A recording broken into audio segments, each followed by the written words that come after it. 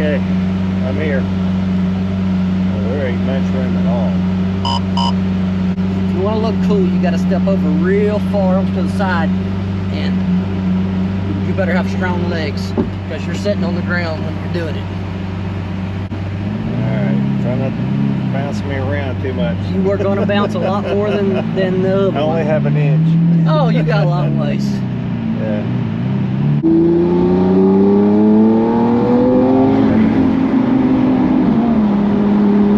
So how'd they find out you had cancer? Yeah, it took them about 6 months to figure out I had lung cancer. So I said, my GP, my general practitioner, noticed something on a scan. I had back pain. I had severe issues, and ended up sending me to a pulmonologist to investigate what was going on, because he didn't think there was any way I would have lung cancer because I'm a non-smoker. Yeah. And it's like, you should not have lung cancer. Well, after 3 failed biopsies here in Huntsville, they went and sent me, recommended I go to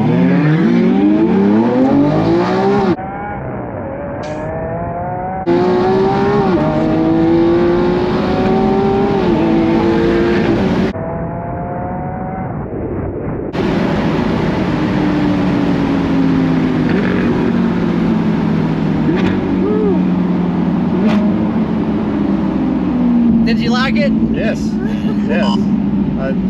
Yeah, I stopped talking after that.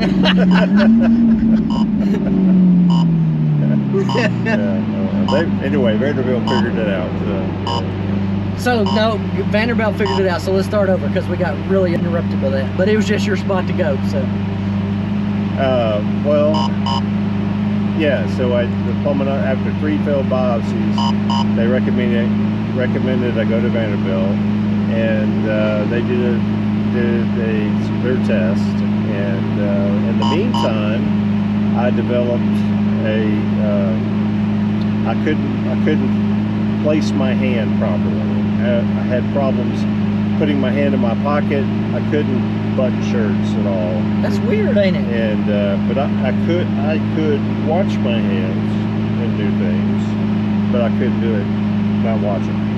And so ended up getting an MRI, and a tumor.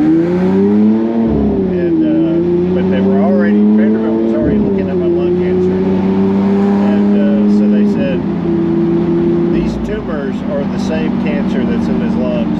Let's do a biopsy on his lungs, and that's what they did, and they figured it out.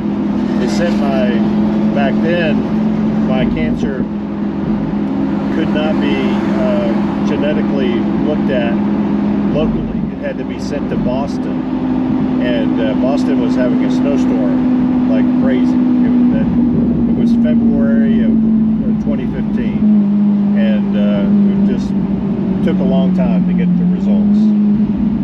In the meantime, I had radiation of all the tumors that were in my brain, and I was scheduled to start regular chemo.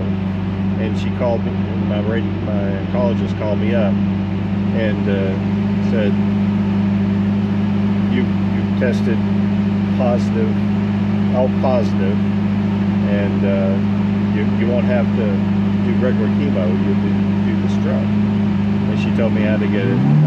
It comes in the mail, and been doing a drug like that for 7.5 years.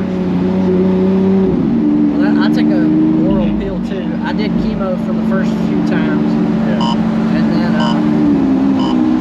now I just take a oral pill every day. So we've got this organization, alpositive.org. They meet once a year. They have a summit kind of a thing, and it's where all the alpositive patients that are members of this organization, and they are worldwide, truly.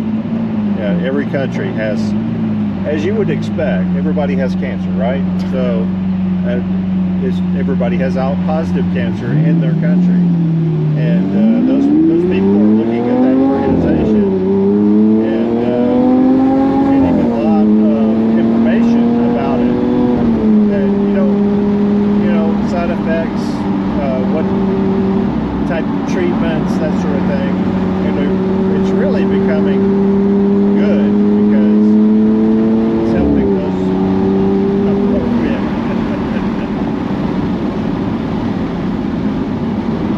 What? Tell me.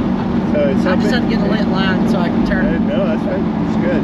It's helping those patients, and it's standardizing a little bit across the world the treatment, and so we have a lot of respected oncologists at that conference, along with patients, along with drug companies that are their patient care part that is there, and so it's really nice, actually. These guys are really focused, and we have lung cancer awareness events and that sort of, we have a white ribbon.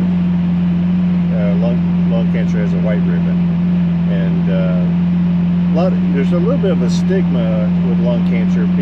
Most people have it because of smoking, but I got it because of a mutated gene. The ALK gene got mutated and caused the cancer. But it always occurs in the lung, or most of the time it occurs in the lung, I think. That's what I'm hearing. So it's like, hey, this is a real thing that's going on around the world. A lot of people have lung cancer. It's not just ALK positive lung cancer, because we live long enough. We have unlike other types of cancers, have patients that develop it early on, and they find it, and they live a long time. Most lung cancer patients don't live a long time because they find it late, because they don't have symptoms. The only way they find it is with symptoms, and those symptoms come late. You have done a lot of studying on this. I've had 7.5 years to figure it out. How do you get out? You may teach you out, or you may come get you out. I'll teach you. So button right here. Yeah, you got it. Okay. You're already a Lamborghini Pro. Let's see if I can get out of this thing.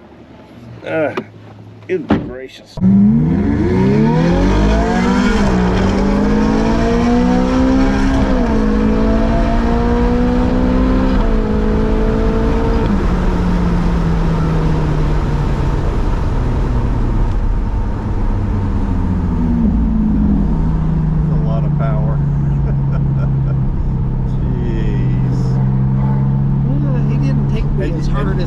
And you weren't done. You had more in you. Oh, gosh.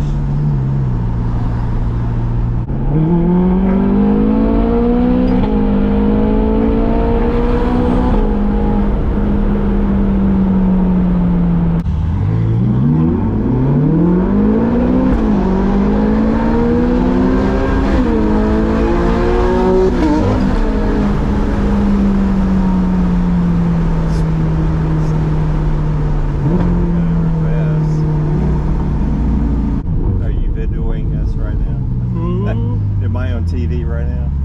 Yeah, you're being filmed. All right. I think he'll probably get you a copy. That's why he's got that something smiles.org. Most people get a pretty good kick out of it. It's like a mini race car, isn't it? I mean, it's instrument panels kind of set up that way. Yeah, it's got one of the options. It's the little lights come up for the shift, and a couple of carbon fiber. Oh, that's it. Yeah, this is when if you watch it, when I go around the corner, I'll make them light up, because they'll zip up when they get up here. It's when you're supposed to shift.